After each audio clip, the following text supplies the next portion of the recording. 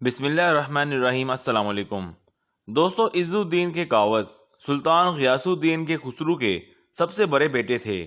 تاریخ بتاتی ہے کہ 1246 عیسوی میں سلطان غیاث الدین کے خسرو کی موت کے وقت ان کی عمر صرف 11 برس تھی۔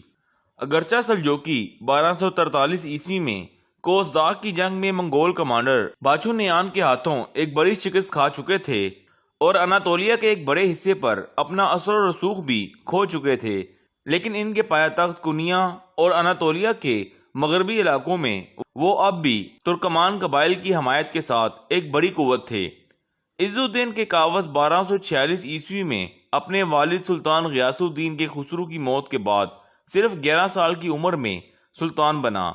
اپنی کم عمری اور ناتجربہ کاری کے سبب عز الدین منگولوں کی اناطولیہ میں پیش قدمی اور بڑھتے اثر و رسوخ کو روکنے کے لیے کوئی اقدامات نہ کر سکا۔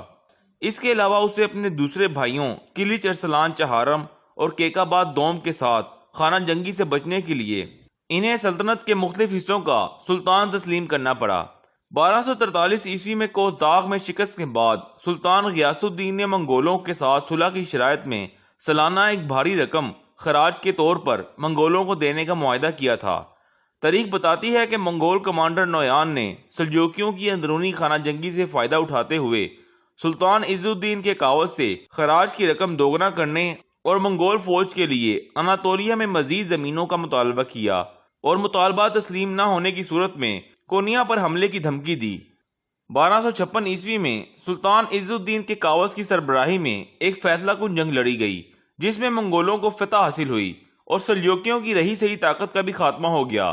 سلطان عز الدین کے کاوس اس جنگ میں شکست کے بعد فرار ہو کر بازنطینی بادشاہ سے پناہ کی درخواست کی۔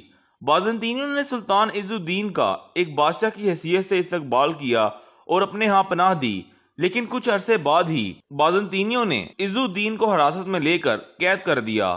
اس صورتحال کی خبر جب سلطان عز الدین کے کاوس کے بھائی کیکاباد دوم تک پہنچی تو انہوں نے گولڈن ہورڈ کے حکمران برقع خان سے مدد طلب کی۔ برقع خان چنگیز خان کا پوتا تھا اور مسلمان ہو چکا تھا۔ اس حوالے سے میں پہلے ایک تفصیلی ویڈیو بنا چکا ہوں، اگر آپ برقع خان کے متعلق مزید جاننا چاہتے ہیں تو ویڈیو کے آخر یا ڈسکرپشن باکس میں لنک موجود ہے۔ بہرحال دوستو، برقع خان نے سلجوکیوں کی مدد کی اپیل پر بازنطینیوں پر حملہ کر کے سلطان عز الدین کو رہا کروا لیا اور اپنی بیٹی اربع خاتون کی شادی عز الدین سے کروا کر اسے اپنی ریاست میں کریمیا کا علاقہ دے کر وہاں کا حکمران بنا دیا۔ عز الدین کے کاوس معزول اور جلا وطنی کے باوجود اناطولیہ میں ترکمان قبائل کے درمیان ایک مقبول شخصیت رہا اور اپنی زندگی میں اناطولیہ میں منگول حکومت کے لیے ایک بڑا خطرہ بنا رہا، لیکن اپنی زندگی میں وہ کبھی دوبارہ اناطولیہ میں سلجوقی تخت واپس حاصل نہ کر سکا اور 1280 عیسوی میں ان کا کریمیا میں ہی انتقال ہو گیا۔ البتہ ان کا ایک بیٹا مسعود بن کے کاوس 1284 عیسوی میں اناطولیہ واپس آیا اور منگولوں کی اطاعت قبول کر کے منگولوں کے کٹھ پتلی سلطان کا عہدہ سنبھال لیا۔